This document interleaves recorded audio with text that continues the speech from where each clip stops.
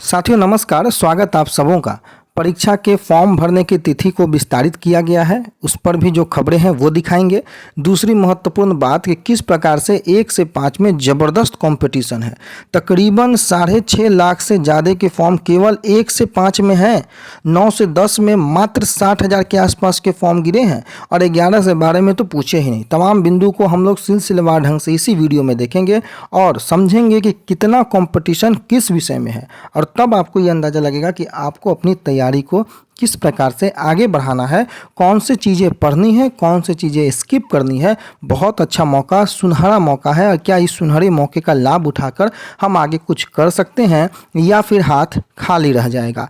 4 साल से इंतज़ार, और आपको पता है कि बीपीएससी शिक्षक बहाली को लेकर के नियमावली में 10 अप्रैल को किया गया परिवर्तन, और उसके बाद से ऊहापोह यानी कि असमंजस की स्थिति के बीच फॉर्म भराने की तिथि दोबारा विस्तारित की गई है, और यूँ कहें तो 22 तारीख तक जो है प्रक्रिया आगे बढ़ गई है। लेकिन हम शुरुआत करेंगे कि भाई पढ़ना क्या है, विशेषज्ञों की राय क्या है। आप में से भी कई लोगों के ये सवाल थे कि सर हम क्या पढ़ें, कौन से बुक से पढ़ें कि हमें क्वालिफाई होने में परेशानी ना हो। मैंने कल भी बताया है कि 11-12 के लिए अगर आपने 40% मार्क्स जो मैंडेटरी है उतना अगर आप प्राप्त कर लेते हैं तो आपको परेशानी नहीं होगी। वहीं 9-10 की बात करें तो थोड़ा कंपटीशन कुछ एक विषयों में है, अदरवाइज वहाँ भी जो स्थिति है वो लगभग क्वालिफाई से ऊपर अगर आप रहेंगे तो आपकी जो प्रक्रिया है वो अंतिम रूप से संपन्न हो जाएगी। लेकिन फिर भी विशेषज्ञों की राय और आपकी पढ़ाई दोनों आवश्यक है। विशेषज्ञ क्या बोलते हैं कि 9वीं 10वीं की एनसीईआरटी और एससीईआरटी की बुक जो है वो ज़रूर पढ़ें। यानी कि आपको एनसीईआरटी की बुक जो है वो ज़रूर पढ़नी चाहिए, क्योंकि उसके बीच के पॉइंट से ही प्रश्न जो है वो बनते हैं। बीपीएससी की ओर से शिक्षक बहाली को लेकर के 2.25 लाख पदों का जो है विज्ञापन जारी किया गया है, और उसको लेकर के आवेदन की प्रक्रिया जारी है। और इधर बीपीएससी ने प्रश्न पत्र का फॉर्मेट भी जारी कर दिया। अभी अभ्यर्थी असमंजस में है कि क्या पढ़े और क्या नहीं। दिए गए फॉर्मेट के अनुसार वे तैयारी कैसे करें, क्योंकि परीक्षा में अब सिर्फ 1 महीने का समय बचा है। दैनिक भास्कर ने विशेषज्ञों से बातचीत की और ये निष्कर्ष निकाला कि अभ्यर्थी सिर्फ 9-10 की एनसीईआरटी और एससीईआरटी यानी सीबीएसई और बिहार बोर्ड के सिलेबस को पढ़ लें तो वे परीक्षा आसानी से क्वालिफाई कर सकते हैं।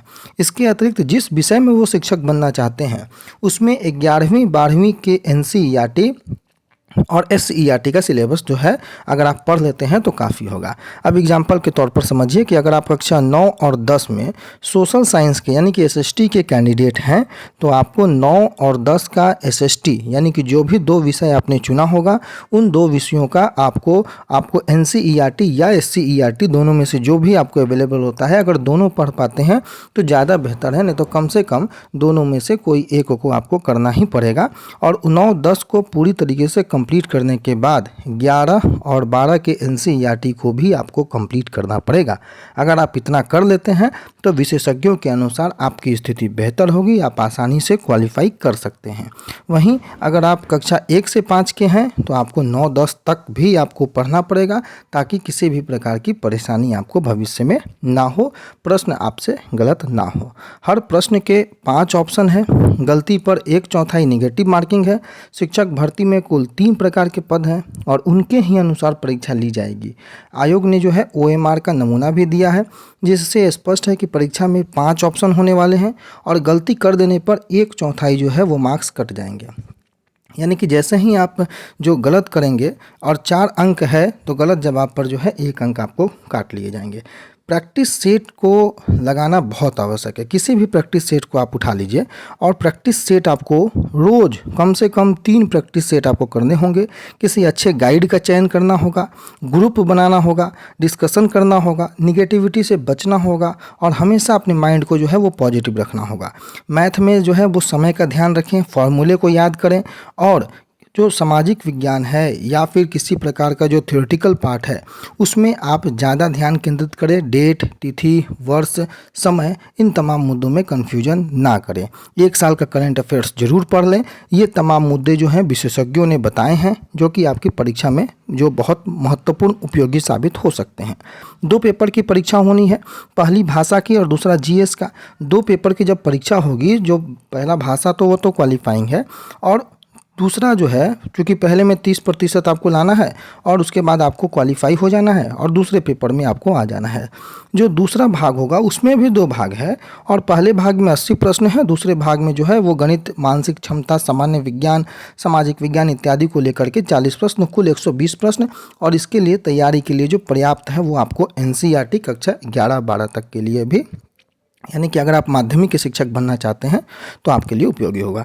तो जिस प्रकार से विशेषज्ञों ने राय दी है, आप उनकी राय पर पूर्ण रूप से समर्थन करते हुए आगे बढ़ सकते हैं और इस एग्ज़ाम में जो बीपीएससी का जो हवा बना हुआ है उसको आप आसानी से क्वालिफाई कर सकते हैं, किसी प्रकार की परेशानी नहीं होगी। इसके बावजूद भी अगर कोई प्रश्न हो आपके तो कमेंट बॉक्स में ज़रूर आप पूछिएगा। हालांकि सभी लोगों का उत्तर दे पाना संभव नहीं होता है, लेकिन जितना हो पाए उसका प्रयास किया जाएगा कि उत्तर आपको दिया जाए। अब देखिए, एक और महत्वपूर्ण बात कि शिक्षक भर्ती के लिए आवेदन की तिथि जो है 19 जुलाई तक बढ़ चुकी है और बीपीएससी ने इसकी सूचना भी जारी कर दी है। कल मैंने दिखाया भी था। अब किस प्रकार से अभ्यर्थी जो आए हैं आप देख लीजिए और देख करके आप चौंक जाइएगा कि भाई कक्षा 1 से 5 में तो भीड़ ज़बरदस्त है।